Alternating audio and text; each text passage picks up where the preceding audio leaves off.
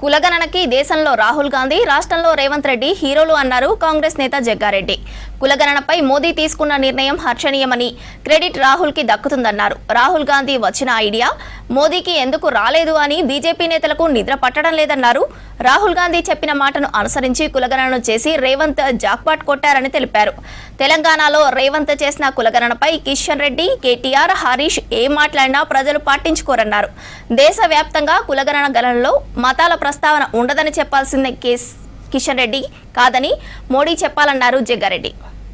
యాత్రలో ఈ ప్రస్తావన తీసుకొచ్చి పదే పదే కేంద్ర ప్రభుత్వాన్ని అలర్ట్ చేస్తూ వారిని దీని మీద ఒక నిర్ణయానికి రావాలని రాహుల్ గాంధీ గారు జోడో యాత్రలో కులగణన అంశాన్ని బాగా లేవనెత్తి ప్రభుత్వం దృష్టికి తీసుకుపోయే ఒక ప్రయత్నాలు 2 సంవత్సరాలు కొనసాగుతున్న సందర్భంలో ఇప్పుడున్న కేంద్ర ప్రభుత్వం ప్రధానమంత్రి మోడీ గారు కులగణన చేస్తాము అని వారు ప్రకటన చేయడం అందరూ కూడా స్వాగతిస్తున్నాం. ఇది రాహుల్ గాంధీ గారు ముందు చూపుతో ముందు ఆలోచనతోనే కులగణన జరగాలని 2 ఏళ్ల కిందటే గ్రహించడం జరిగింది.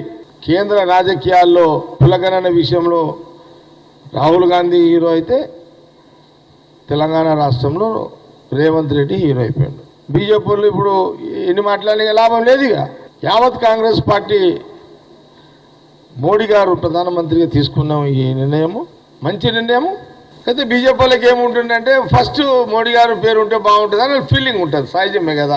ఇప్పుడు అందరికీ ఏంటంటే కొంత భయము ఉంటుంది. ఎందుకు ఉంటుంది? అరే సీఎం రేవంత్ రెడ్డి టక్మాన్ కొట్టిపాడేసాడు మార్కులు. ఇప్పుడు నిజంగా సీఎం రేవంత్ రెడ్డి కూడా అదృష్టవంతుడు. జెన్యూన్గా న్యాయంగా సీఎం కదా, రాహుల్ గాంధీ గారు లైన్లో పోవాలి కదా, పోయిండు, జాక్పాటు కొట్టేసిండు. కిషన్ రెడ్డి ఇప్పుడంటే ఏం లాభము?